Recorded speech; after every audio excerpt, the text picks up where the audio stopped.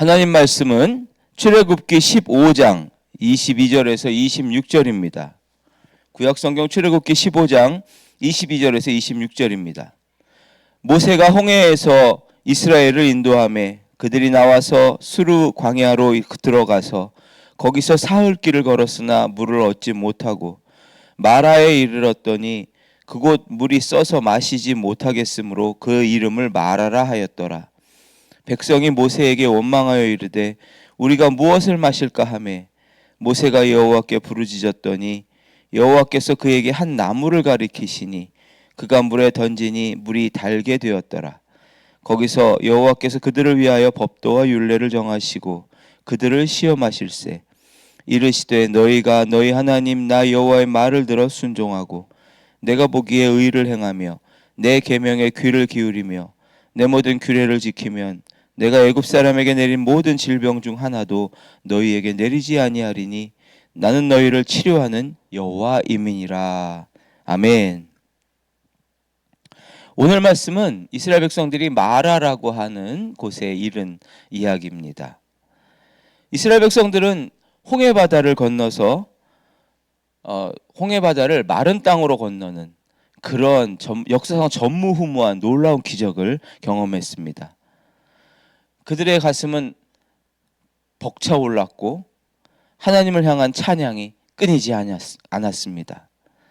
그들은 이제 앞으로 계속 꽃길만 걸을 줄 알았죠. 더 이상 따라오는 애굽 군대도 없습니다. 이제 약속의 땅 가나안 땅에 들어가는 일만 남은 것입니다. 그런데 그들은 채 사흘이 지나지 않아 엄청난 괴로움을 겪게 됩니다. 22절에 보면 사흘 길을 걸었으나 물을 얻지 못했다 그랬어요. 홍해를 건너 광야길을 걷기 시작했는데 사흘 동안이나 물을 얻지 못했습니다. 광야에서 200만 명이 물을 얻지 못했다. 사흘 동안. 이거 엄청난 위협이죠. 목숨까지 위험할 수 있는 그런 상황입니다. 드디어 겨우 오아시스를 만났습니다. 그래서 반가워서 물을 마시려고 했는데 또 그곳의 물은 도저히 써서 마실 수가 없었습니다.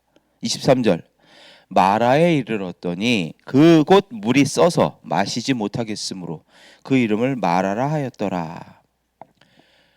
물을 마시려고 했는데 물을 마신 사람들마다 막 난리가 났습니다. 어린아이들은 또 울고 불고 가축들도 물을 마시다니 괴로워서 소리를 지릅니다. 백성들의 마음속에는 힘드니까 원망이 또 터져 나오는 거예요. 하나님 우리를 사랑하신다더니 왜 이런 고통을 갑자기 주시는가? 원망이 터져 나왔어요. 하나님은 홍해바다도 바르시는 분이신데 그런 능력의 하나님께서 이스라엘 백성들의 길에 먹지도 못할 쓴물을 놔두신 거예요. 한번 생각해 보세요. 분명히 하나님이 충분히 마실 수 있는 물로 바꿔놓으실 수 있는 그런 분 아니십니까? 그런데 그렇게 하지 않으시고 마실 수 없는 물로 그대로 놔두셨어요. 왜요? 왜 그렇게 하셨을까요? 25절에 보면 하나님께서 그 이유를 말씀하세요. 거기서 여호와께서 그들을 위하여 법도와 율례를 정하시고 그들을 시험하실세. 여기서 중요한 말이 나와요. 뭐냐면 시험하셨다 그랬어요. 하나님은 이스라엘 백성들을 그러니까 여기서 영어로는 테스트입니다. 이스라엘 백성들을 테스트하셨어요. 무엇을 테스트하셨느냐? 이스라엘 백성들이 고난 속에서 어떠한 어려운 상황 속에서도 하나님을 신뢰하고 순종할 수 있는지 그것을 테스트하셨습니다. 여러분 마라는 우연하게 만난 재앙이 아니었어요. 이스라엘 백성들이 쓴물과 같은 고난이 다가올 때에 그 믿음을 끝까지 하나님께 둘 수 있는가? 그것을 하나님은 알기를 원하셨던 것이죠. 생각해 보십시오. 홍해와 같은 놀라운 기적은 사실 정말 누구도 경험해 보지 못할 그런 놀라운 역사죠. 그러나 그런 기적을 보고서 믿는 거, 그런 기적을 통해서 하나님을 믿는다? 당연한 거 아닙니까? 누구나 할 수 있어요. 기적을 보고 기적을 통해서 하나님을 믿는다고 하면 그건 누구나 다 그렇게 할 수 있는 고백이 됩니다. 그 우상 덩어리 믿는 사람들도 똑같아요. 그 우상을 섬기는 다른 종교들에게서도 사실은 기적들은 일어나거든요. 기적 같은 현상을 보면서 그 신이 진짜라고 믿는 그런 사람도 생각보다 되게 많습니다. 그러니까 홍해 기적 같은 놀라운 사건으로 그걸 기적 경험하면서 하나님을 난 정말 하나님을 믿겠어, 하나님을 예배해, 뭐 이런 거, 이거는 이스라엘 백성들이 아니었더라고 하더라도 애굽 사람이 경험했더라도 아마 그들은 똑같이 하나님을 찬양했을 겁니다.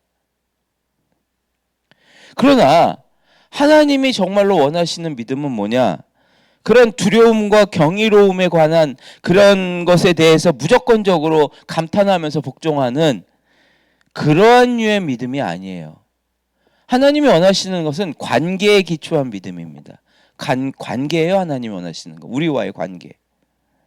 어떠한 상황 속에서도 하나님을 나를 사랑하시는 그 아버지로 보고 신뢰하면서 따를 수 있는가? 하나님의 선하신 계획을 믿고 끝까지 인내하면서 성도의 길을 갈 수 있는가? 하나님의 자녀됨을 믿고 백성됨을 믿고 아버지 되신 하나님을 신뢰하면서 관계를 누릴 수 있는가? 하나님은 이런 관계에 기반한 믿음을 보기를 원하셨던 것이죠. 말아야 먹지도 못할 그런 쓴물, 그 쓴물을 통해서 하나님이 테스트하신 거예요. 알고 싶으신 거예요. 이스라엘 백성들이 믿음이 어디에 있는가? 이스라엘 백성들의 믿음은 기적과 능력에 기반한 믿음인가? 아니면 하나님과의 관계와 사랑에 기초한 그런 믿음인가? 이걸 테스트하기 원하신 거죠. 여러분은 어디에 기반한 믿음이십니까? 내 삶을 편하게 해주고 복 주시고 원하는 대로 들어주시기 때문에 예배하는 믿음입니까? 다시 말해서 믿음의 중심이 하나님이 아니라 믿음의 중심이 나인 거예요. 나를 위한 믿음. 이런 믿음입니까?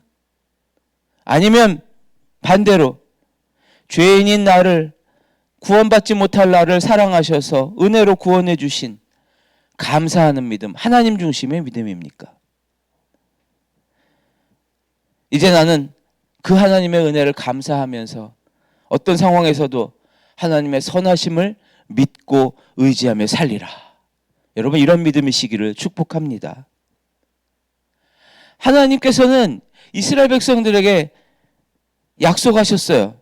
너희가 내 말을 믿고 듣고 끝까지 신뢰하면서 순종한다면 나도 너희를 책임지고 건강하게 너희를 인도하겠다.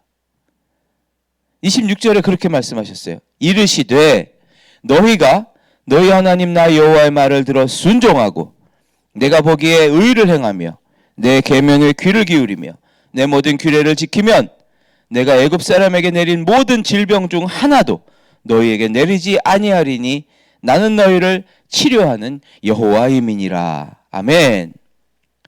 이 말씀은 하나님과 풍성한 관계의 믿음을 가지고 있는 사람, 관계를 누리는 믿음을 가지고 있는 사람이 얼마나 건강하고 복된 삶을 살 수 있는지 약속하신 말씀이에요. 하나님과 풍성한 믿음의 관계의 사랑을 누리는 사람은 하나님께서는 건강한 삶을 살 수 있을 것이라고, 쓴물이 아니라 단물의 삶을 살 것이라고 약속하셨습니다.